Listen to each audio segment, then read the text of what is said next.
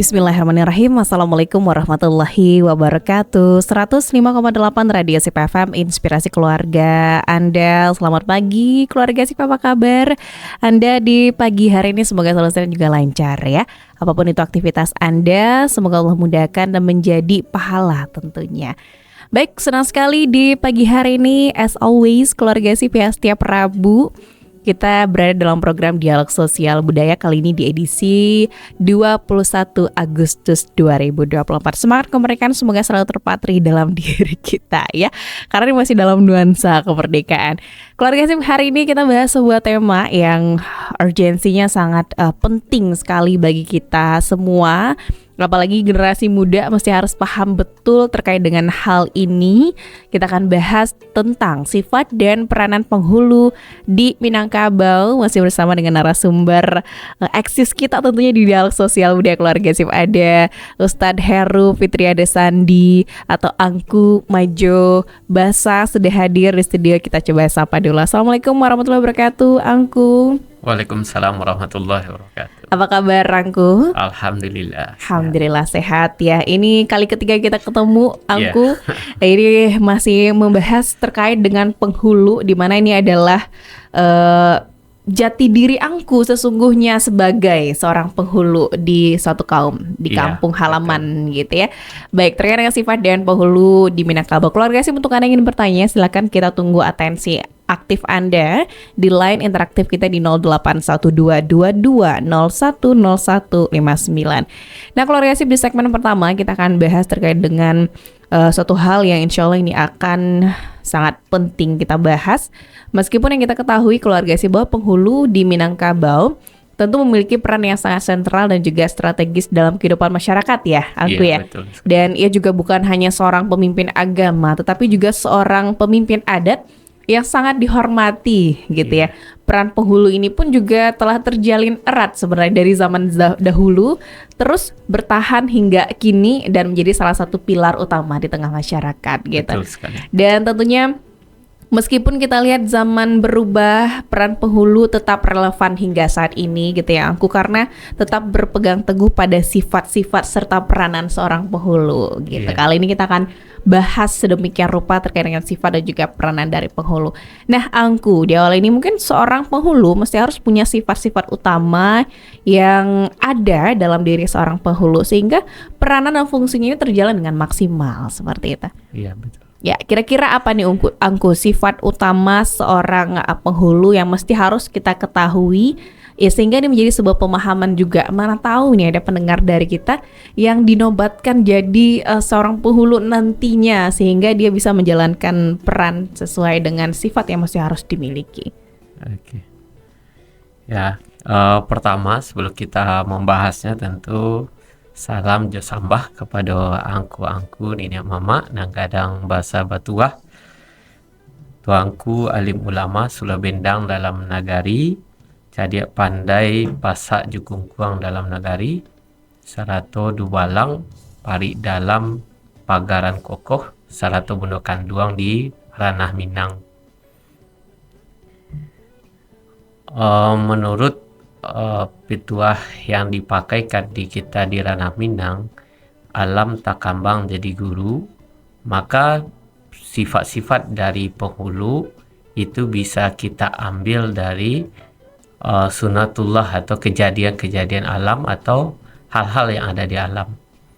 Namun dengan falsafah adat bersandi syarak bersandi kitabullah, maka sifat dari penghulu itu menjunjung atau mengarah ke sifat penghulu utama kita, yakni Nabi Muhammad SAW selaku kita orang Islam. Nah, jadi karena di Minangkabau itu Islam adalah kunci utama dasar dari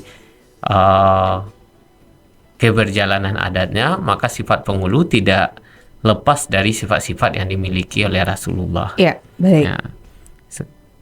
Ada 4 sifat yang dimiliki oleh Rasulullah. Yang pertama itu sifat sidik ya, benar. Nah, kalau di penghulu berarti bajalan lurus gitu.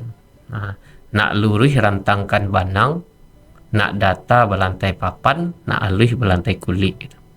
Jadi di sini sifat penghulu lurus sini maksudnya sidik. dia membawa kebenaran. Kebenarannya itulah yang akan menimbulkan nanti kewibawaan dia sebagai seorang penghulu. Iya. Yang kedua, sifat yang dimiliki oleh Rasulullah itu adalah amanah ya, jujur. Penghulu sebagai pimpinan tertinggi di adat itu harus memiliki sifat yang jujur. Iya. Ya, jujur dari hati, jujur dengan perbuatannya. Baik. Bukan lain di hati, lain di mulut gitu. Jadi penghulu itu memang luar dalamnya nampak dengan jelas gitu. Tidak bermuka dua dan betul-betul melihatkan apa adanya. Gitu.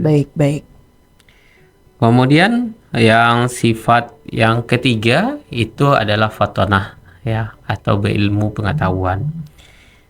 Penghulu itu adalah orang yang kaya akan adat ya, yang orangnya pilihan dari segi luar dan dalamnya ya. Rimbun jo adat, jo petua, kemudian kaya jo harta pusako. Baik.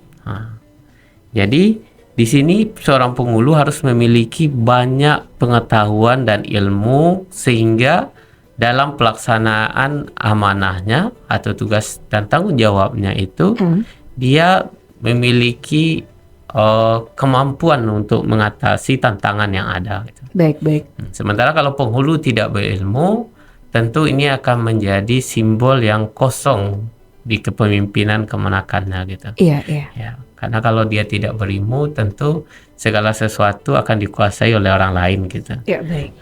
Maka fungsi dia sebagai penghulu akan tergantikan gitu. Dia jadi pengikut lagi, tidak lagi menjadi sebuah pimpinan ya. Seperti itu kira-kira. Ya. Dan dari ilmu inilah timbulnya nanti dia pandai untuk berkata-kata, pandai dalam bermusyawarah, pandai dalam berdiskusi di adat salingka nagarinya gitu.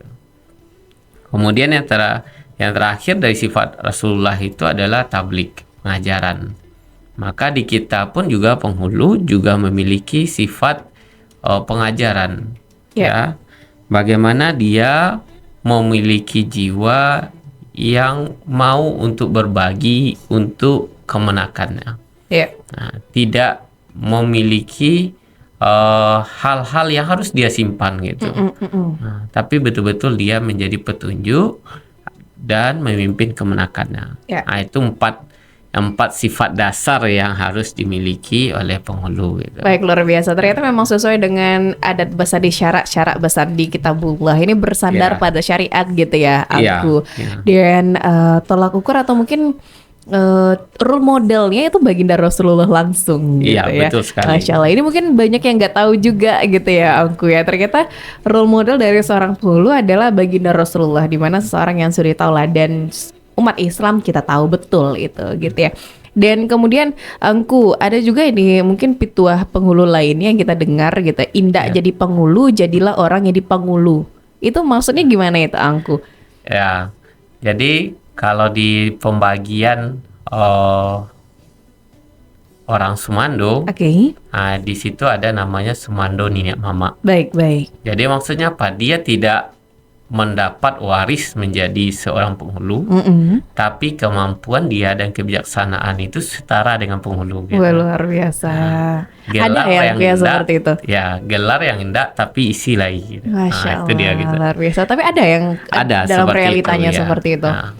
Malah sekarang juga banyak ya gelar yang ada isi yang enggak gitu. Kebalik. Iya.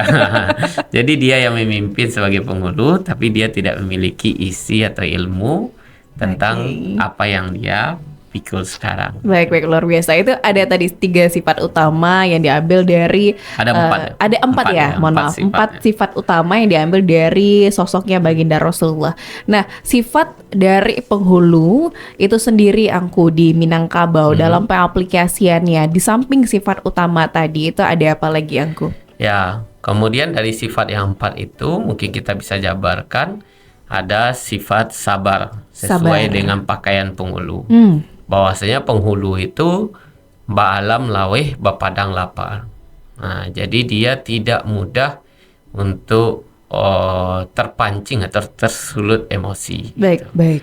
Kenapa? Karena dalam proses nanti dia di dalam memimpin suatu kaum, karena ini adalah sosial lah sifatnya, tentu harus berpandai-pandai Iya. dan terkadang membutuhkan kesabaran yang tinggi. Seperti kata petuahnya, daripada maju suri lebih banyak gitu. Nah, itu tandanya dia memegang kesabaran yang tinggi. Ya. Baik, Nah, baik. seperti itu. Luar biasa sekali. Ada sabar ya di Ya. samping penjabaran dari Ya. 4 sifat utama tadi. Sabar. Setelah sabar itu ada sifat apa lagi nih? Kemudian ada sifat adil. Adil. Ya. Penghulu sebagai pimpinan adat tentu dia sebagai hakimnya. Kusui kasalasai karuh kemenjanihan. Menimbang sama bare mau kue sama panjang. Baik. Namun di sini arti kata adil di sini bukan hanya sekedar menimbang gitu. Karena kalau menimbang nanti emas dengan perak tentu berbeda dia. Iya, baik. Nah, damuku sama panjang juga ndak bisa dipakaikan dengan pemahaman datar gitu. Kalau kayu dipotong sama panjang itu ndak mungkin terbuat sebuah rumah gitu. Iya. Nah, karena rumah itu ada ukurannya, ada yang Variasi. pantas panjang, Iya. ada yang pantasnya pendek. Iya, benar sekali. Nah, jadi menimbang jomauku sama panjang ini berdasarkan tempat, berdasarkan situasi dan kondisinya. Maka adil di sini adalah meletakkan sesuatu tepat pada tempatnya. Gitu. Baik, baik. Baik. Misalnya seperti dalam kehidupan kita sehari-hari lah gitu. Nah, kalau kita bilang itu adilnya itu menimbang sama banyak, maka kita akan memberi jajan lah kan anak kita sama besar gitu. Padahal mungkin yang kecil dia tidak butuh uang sebanyak itu gitu. Yang besar mungkin dia tidak cukup segitu, mungkin harus lebih gitu. Nah, itu yang dimaksud adil yang dibahasakan di kita. Baik, baik. Jadi kayaknya butuh memang pengalaman yang panjang gitu ya bagi Iya. seorang penghulu untuk memahami konsep adil sesungguhnya bagaimana sih pengaplikasiannya gitu ya Angku. Iya. Karena yang Angku mention tadi ternyata adil bukan berarti sama banyak. Nah, iya. Tapi adil itu sesuai dengan kebutuhannya Kebutuhan. gitu ya dan juga manfaatnya seperti apa. Nah, Angku di samping dari sifat-sifat tadi, apakah ada korelasinya dengan peranan seorang penghulu gitu Angku? Ya, karena nanti di peranan penghulu, penghulu itu kan sebagai pimpinan. Iya. Tentu sifat yang ada itu menjadi pakaiannya gitu dalam menjalankan perannya gitu. Nah, ketika sifat itu tidak terpakaikan, maka peran itu pun tidak akan bisa dilakukan dengan maksimal. Gitu. Baik, baik, baik. Berarti ini ada kaitan gitu ya, Iya. Angku, antara sifat seorang penghulu sehingga peranannya itu berjalan dengan baik, fungsinya terasa maksimal gitu Iya, di tengah terpakaikan kaumnya dia nanti, gitu gitu. ya. Baik Angku, nanti kita lanjutkan kembali keluarga sip ya terkait dengan sifat dan juga peranan seorang penghulu pada sebuah kaum khususnya di Minangkabau tentunya. Tapi pastikan Anda masih di 105,8 Radio Sip FM, inspirasi keluarga Anda. 105,8 Radio Sip FM, inspirasi keluarga Anda. Keluarga Sip, kembali kita pada dialog sosial budaya. Masih bersama dengan narasumber kita, ada Ustadz Heru Fitriade Sandi, atau sering kita sapa dengan Angku Majo Basa. Keluarga Sip masih dalam pembahasan kita terkait dengan sifat dan juga peranan penghulu di Minangkabau. Untuk Anda yang ingin bertanya, silakan kita tunggu atensi Anda. Keluarga Sip di 0812-22010159. Baik, kita kembali ke narasumber kita, Angku. Ketika kita lihat seorang penghulu di Minangkabau memang tidak hanya mengemban tugas sebagai pemimpin saja gitu ya, Angku. Ya, Tapi betul. beliau juga sebagai pemimpin adat, pemimpin agama, tapi juga menjadi panutan ini bagi masyarakatnya Betul sekali. atau kaumnya. Oleh karena itu ada beberapa sifat-sifat ideal yang mesti harus ada melekat ini pada dirinya seorang penghulu. Tadi Angku di segmen pertama sudah bahas 4 sifat utama yang diambil dari sosoknya baginda Rasulullah dan juga ada pembahasan lebih rinci terkait dengan sifat tersebut, sabar dan juga adil gitu ya. Iya, betul. Nah, kira-kira ada sifat ideal apa lagi nih Angku yang mesti harus ada di dalam diri seorang penghulu? Oke, mungkin sifat berikutnya itu adalah pemurah. Jadi pemurah di sini adalah uh, mudah untuk memberikan kata-kata yang bermanfaat bagi orang banyak gitu. Juga kata-kata yang mengajak orang untuk ke kebaikan gitu. Karena seperti tadi, penghulu itu bukan hanya pimpinan adat, tapi dia juga adalah pimpinan untuk agama, ya spiritual, juga dia pimpinan untuk material dan lainnya gitu. Jadi dia harus memiliki sifat pemurah. Murah dalam memberikan hal-hal yang bermanfaat untuk orang lain. Baik itu berupa kata-kata maupun dalam bentuk material ya. Nah, itu dia. Kemudian yang berikutnya, sifat dari penghulu itu kaya. Kaya di sini kaya jadat jepusako. Ya. Kaya di sini kaya dengan akal dan budi gitu. Jadi tidak hanya kaya akan kekayaan material, tapi juga kaya akan pemikiran. Nah, itu dari sifat penghulu. Karena penghulu itu adalah kapai tampai batanyo, kapulang tampai babarito. Nah, jadi kaya di sini sejalanlah dengan sifat fatana ya, memiliki keilmuan. Kemudian sifat berikutnya peduli dengan anak kemenakan. Karena penghulu adalah pimpinan dari satu kaum yang bertanggung jawab nanti dalam perannya itu menjaga anak kemenakannya, memelihara anak kemenakan. Seperti patah adat mengatakan, kalau paku kacang baling biang, tampuran dilenggak-lenggokkan. Anak di pangku kemenakan dibimbing, orang kampung dipertengkangkan. Nah, jadi peran dia yang sifat yang inti yang kita harus miliki saat jadi penghulu itu adalah peduli pada anak kemenakan. Ibarat kita punya gebala, bagu balo, tentu siangnya dicalik-calik, malamnya tentu ditanggangi gitu. Betul-betul kita mengamati, memperhatikan anak kemenakan kita gitu. Kok tangihnya harus dipujuk, kok sentiangnya harus dibilai gitu. Jadi betul-betul arif penghulu itu dalam melaksanakan tugasnya itu. Sehingga kita menilainya butuh sifat peduli pada anak kemenakan. Karena sifat ini mulai berkurang. Banyak sekarang penghulu-penghulu yang terangkat itu setelah proses pengangkatan itu sifat peduli dengan anak kemenakannya hilang. Nah, itu apa penyebabnya itu, Angko? Ya mungkin kembali pada sesi kita sebelumnya tentang pengangkatan penghulu, mungkin karena proses pengangkatannya tidak berdasarkan mufakat atau kerjasama keterlibatan seluruh anggota kaum. Baik, jadi berdasarkan salah satunya dia kalau bahasanya nanti ya gelar dibeli lah gitu. Karena kekuasaan dan kekayaan. Kekayaan, nah gitu. Jadi setelah dia dapat, dia tidak memiliki merasa sifat itu, tidak memiliki sifat bertanggung jawab untuk anak kemenakan. Baik. Ya. Atau samalah halnya kalau itu sudah terjadi, sama kita bapak taruh padi kamanci jadinya gitu. Maksudnya apa itu, Angko? Ya, jadi kita memberikan suatu amanah kepada orang yang tidak akan memberikan manfaat pada kita, malah akan menghabiskan yang punya kita. Gitu. Aduh, ini itu parah. dia gitu. Baik. Kemudian sifat yang berikutnya adalah kasih jucinto pada adat. Penghulu sebagai pimpinan adat tentu dialah sebagai ujung tombak penegakan adat.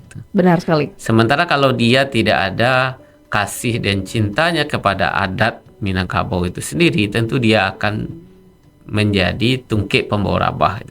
Dia sendiri yang akan menjatuhkannya.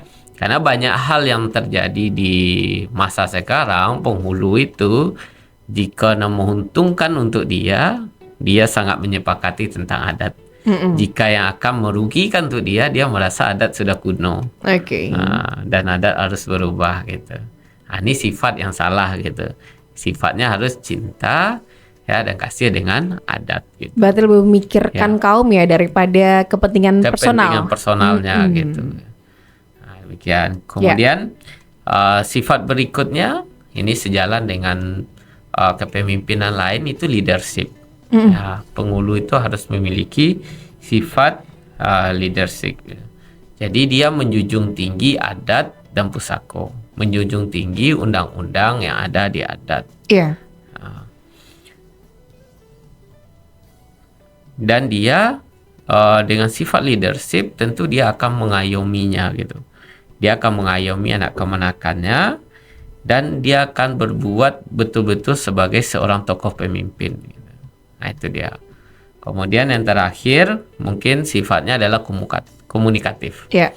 Nah, ini juga jadi permasalahan di saat sekarang ini. Banyak penghulu kadang dan setelah terangkat tidak komunikatif. Ya, kalau komunikatif itu tentu orangnya yang pandai ngecek. Dan memakaikan pituah adat. Jika menyawa di hili-hili bakato di bawah-bawah. Tapi sekarang lebih banyak kadang penghulu itu ada sebagian yang pahari pantam tanah gitu. Jadi keras akan dirinya gitu. Dan ada juga yang penghulu itu yang lemah gitu, tidak komunikatif. Ya. Jadi lain yang disampaikan, lain pula tanggapannya. Iya, kayak gini nih dibawa lalu sama anak kemenakan gitu ya. Dia. Jadi kalau sifatnya lemah. Kalau dia tidak memiliki sifat komunikatif, tentu kepemimpinan dia sangat rentan ya. Iya, betul. Tidak bisa gitu. Ibaratnya nanti dia tidak bisa lagi menjalankan perannya sebagai painya tampe batanyo gitu. Iya, berulang tampe babarito ya. Seperti itu. Gitu. Ya. Dan sifat ini kalau kita bawakan ke petuah adatnya alam takambang jadi guru, ada pepatah yang mengatakan seperti ini, kapa banakodo lasuang bayam jantan. Jadi kepemimpinan di Minangkabau itu bisa juga kita ibaratkan kepada ayam jantan yang ada di Lasuang, yang menguasai daerah atau sekitaran tempat menumbuk padi ya di zaman dulu gitu. Jadi secara umum sifat atau ciri khas dari penghulu itu karakteristiknya bisa kita lihat di ayam jantan. Yeah. Ada 4 karakteristik yang bisa kita lihat di situ. Yang pertama sirah paruhnya gitu. Ya. Sirah ranggahnya ya, ranggahnya. Artinya apa? Ayam itu nampak sehat luar dan dalam gitu.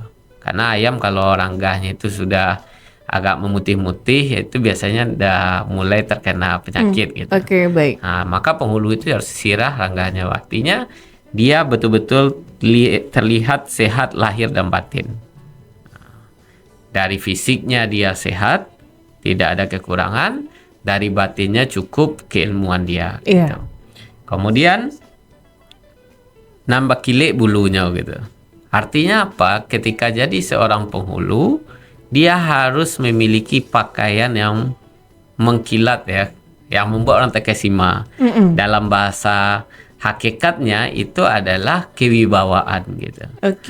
Pakaian itu. Jadi pakaian itu tidak sekedar hanya yang dipakai ya, baju dan lainnya, tapi hakikatnya adalah kewibawaannya. Ya, dia betul-betul memiliki wibawa di depan anak kemenakannya.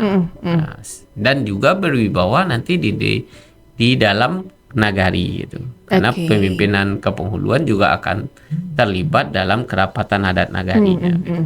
Jadi harus nampak berwibawanya gitu. Kalau tidak tentu dia akan dibawa lalu sama orang. Benar.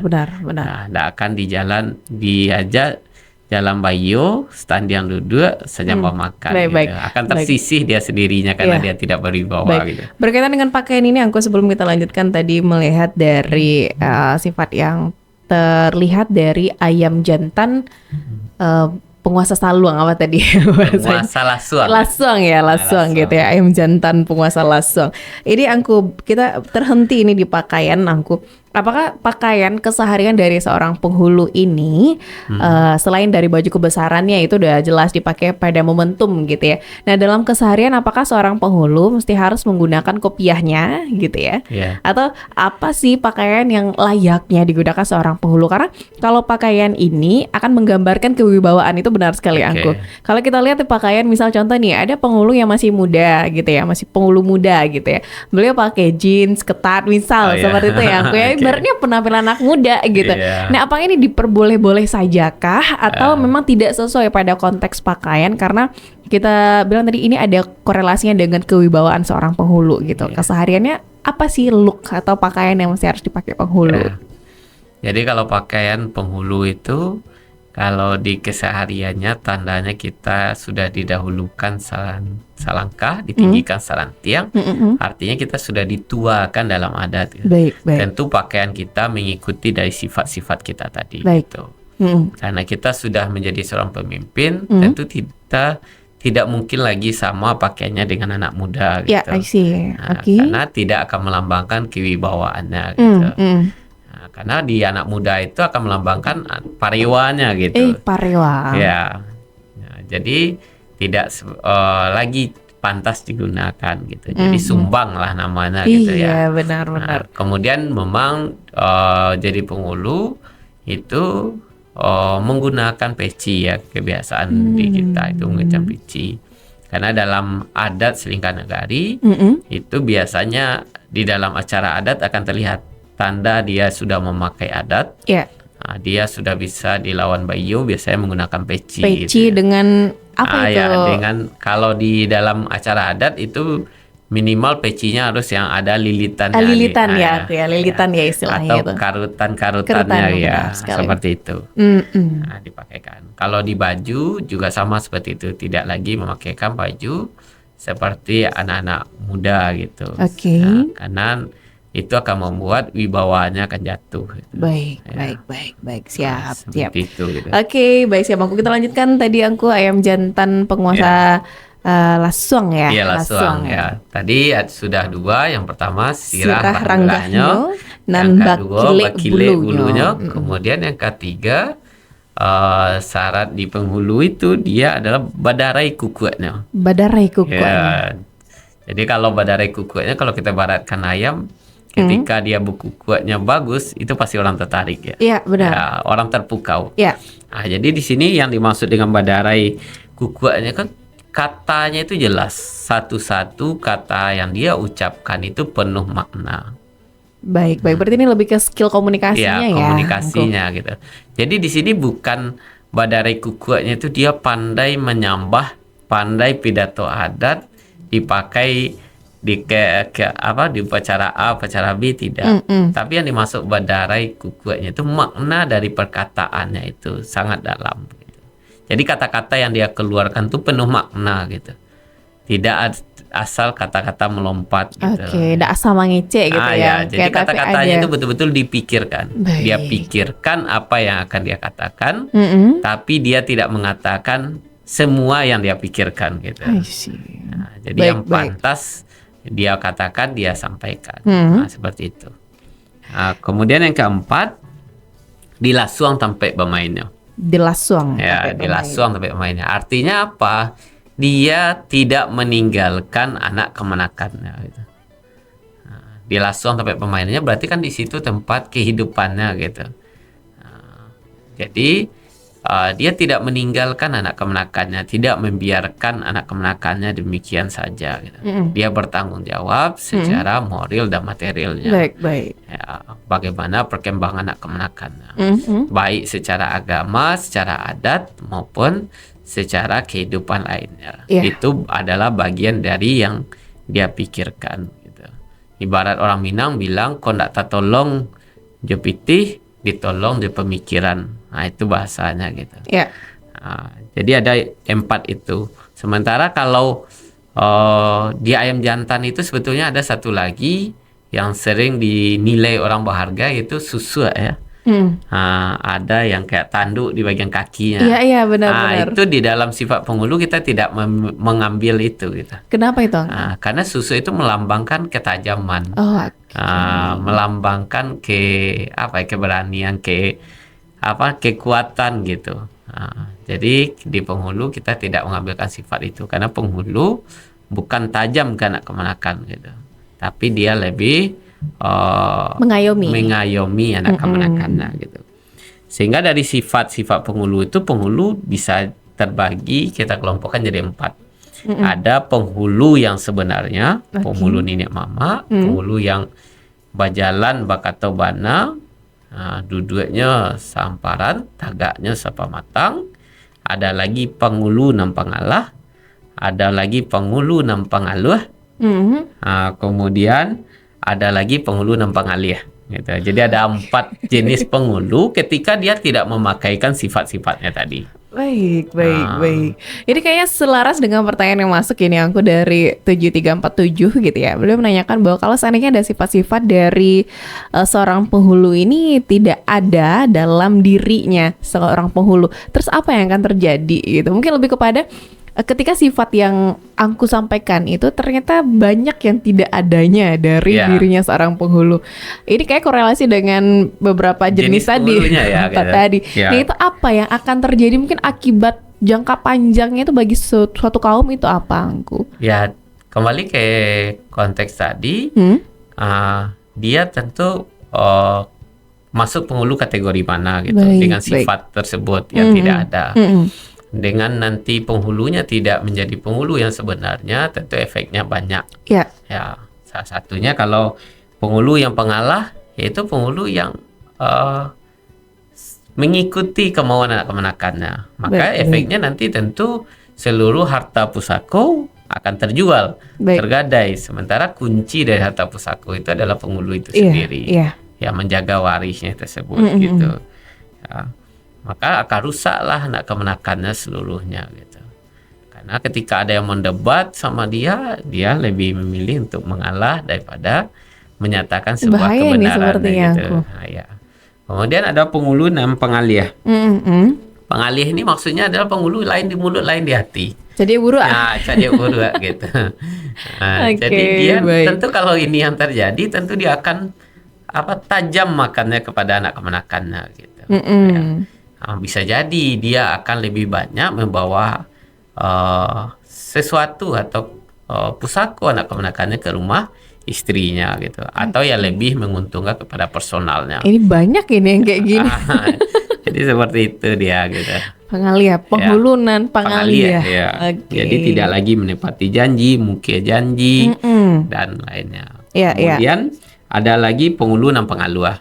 Nah, kalau penghulu yang pengaluh, ya, itu adalah penghulu yang dia tidak lagi mengetahui mana yang benar, mana yang salah gitu.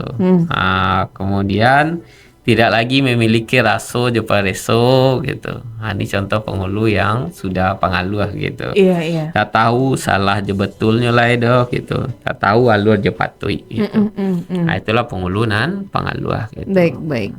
Secara konsekuensinya nanti tentu dia anak kemenakannya akan hancur ya, berantakan tatanannya gitu. Maka akan banyak silih sengketa yang timbul di anak kemenakan. Ya, benar sekali. Gitu. Demikian. Tinggal nanti apakah dengan dia tidak memiliki sifat ini dia bisa diberhentikan. Itu kembali kita lihat ke pantangan seorang penghulu gitu. Jika pantangan seorang penghulu sudah dia langgar, maka dia bisa diambil lagi ya, dicopot lah apanya. Coba atau satu jenis contoh pantangan seorang penghulu yang mungkin akan berakibat bisa dicopot ini jabatan Angku? Ya, yang pasti satu melanggar syarat. Nah, ketika dia non Islam, dia otomatis gelar itu tidak bisa dia pakai. Baik. Karena adat basandi syarat tadi ya. Gitu. Apalagi kalau ada penghulu yang tidak menjalankan agama Islam gitu. Tidak sholat misalnya ya. Tidak sholat. Itu kan sudah mencoreng nama baik ya, kewibawaan dan kebesaran di pesukuannya gitu. Baik. Dan yang berhak untuk mengeluhkan itu siapa, Angku? Misalnya ketika melihat ini mamanya tidak sholat misalnya sebagainya, itu yang berhak mengeluhkan sehingga bisa dicopot jabatannya itu siapa, Angku? Yang ya ibaratnya didengarkan lah perkataannya gitu. Ya, di dalam susunan ya tatanan dari adat itu. Yang pertama penghulu berdiri sepakat kaum. Baik. Maka untuk proses dia dikeluhkan atau dia akan dicopot, tentu sepakat bersama. Baik. Kalau sudah sepakat bersama, tentu ini bisa dipertimbangkan. Kedua, tentu ini berdasarkan penimbangan. lah dipakaikan alur je patut. Ya. Patut dan mungkinnya. Mm-mm. Ada tanda ya kalau hitam ya tapi jak dia arang hitam tapi jak di kapur putih gitu. Jadi sudah nampak salahnya di mana gitu. Baik. Nah, ketika timbangan itu sudah bisa dinyatakan banyak mudaratnya daripada manfaatnya, maka mungkin mamak tungganai, mamak tertua atau manti atau tua kampung yang berada di pasukan itu bisa mengajukan penggantian beliau kepada angku-angku atau penghulu-penghulu yang barik sepikir dengan dia. Kalau di Kota Piliang berarti ada lagi namanya penghulu pucuk, bisa dilaporkan gitu. Baik. Kalau dalam bodi Caniago mungkin bisa kekerapatan adat. Nah, karena tidak pantas lagi gitu. Karena tidak melambangkan lagi tadi keteladanan dari seorang penghulu tadi. Gitu. Baik. Nah, setelah semua sifat sudah kita sampaikan di sini ya, Angku. Mungkin lebih kepada peranan seorang penghulu lagi nih. Bagaimana sih bentuk peranan seorang penghulu? Mungkin kita bahas di segmen ketiga, Angku. Dan juga terima kasih untuk bertanya keluarga sip. Kita masih tunggu atensi Anda di segmen terakhir kita nanti. Pastikan Anda masih di 105,8 Radio Sip FM, inspirasi keluarga Anda. 105,8 Radio Sip FM, inspirasi keluarga Anda. Keluarga Sip, kita kembali pada dialog sosial budaya di segmen terakhir, masih dalam pembahasan sifat dan juga peranan penghulu di Minangkabau bersama dengan narasumber kita Ustadz Heru Fitriada Sandi, atau kita akrab sapa dengan Angku Majobasa ini. Angku masih dalam pembahasan terkait dengan sifat dan peranan ya, seorang penghulu di Minangkabau. Tadi sudah kita bahas satu persatu, bahkan tuh terperinci banget ya keluarga sip terkait dengan sifat seorang penghulu. Dan kali ini kita akan bahas fokus kepada peranan penghulu. Nah, Angku, bagaimana sih sebenarnya peranan penghulu yang sama-sama kita ketahui di ranah Minangkabau? Oke. Yang pertama, mungkin peranan inti dari penghulu itu adalah memimpin kaum. Baik. Memimpin secara moral dan material. Jadi penghulu itu ya seperti kita lihat di sifatnya tadi, siangnya dicalik-calik, malamnya ditanggangi gitu. Jadi dia sangat mengetahui luar dalam dari anak kemenakannya gitu. Baik. Ini yang peran utamanya gitu. Namun peran ini tentu tidak mudah dijalankan. Nah, itu sebabnya penghulu dalam melaksanakan amanahnya, tanggung jawabnya dibantu oleh beberapa unsur seperti manti, dubalang, kemudian alim ulama untuk membantu proses itu. Karena banyak hal permasalahan yang akan dihadapi nanti dalam proses memimpin kemenakannya. Kemudian peranan yang kedua dalam proses memimpin kemenakannya itu adalah sebagai hakim untuk penyelesaian selang sengketa di dalam kaumnya. Jadi ibaratnya ketika ada permasalahan, itu tempat kawi habis guntiang putihnya itu balik ke penghulunya, ke pimpinannya, pimpinan adatnya. Di sini tentu dituntut peran dan sifat-sifat tadi dari penghulu, mulai dari kesabaran, keadilannya, kemudian kewibawaannya, kemudian komunikatifnya menyelesaikan silang sengketa. Karena di silang sengketa ini biasanya cukup alot ya. Malah ini akan menjadi tugas sering menjadi tugas utama ya dari seorang penghulu gitu. Yang paling sering terjadi itu silang sengketa masalah tanah. Tentu pembagian amanah harta pusako tentu balik ke penghulu yang bersangkutan untuk menetapkannya dengan adil sesuai alur jepatutnya gitu. Bukan membaginya gitu. Ini perlu kita garis bawahi gitu. Karena sekarang banyak orang merasa ketika ada harta pusako itu hak dia. Dia haknya hak pakai, bukan hak milik.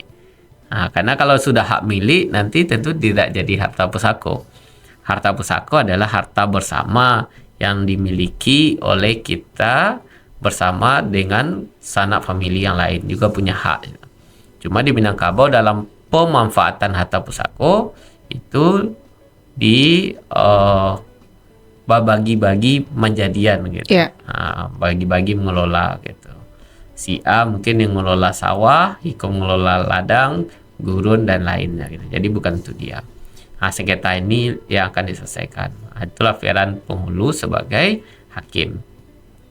Kemudian peran penghulu sebagai pimpinan upacara adat.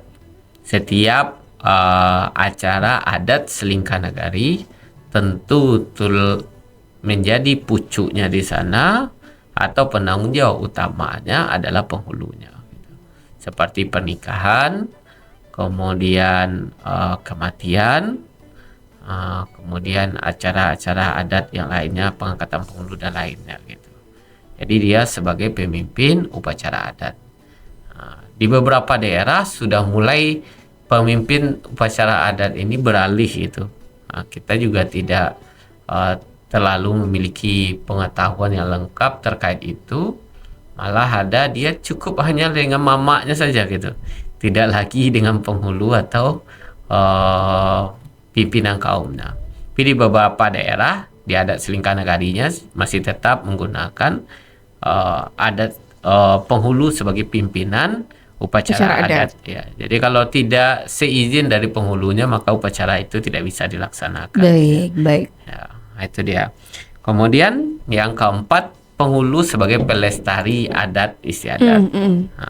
Tentu adat ini penghululah yang akan memperturun penaikannya. Penghululah yang akan menjaganya agar tetap terlaksana.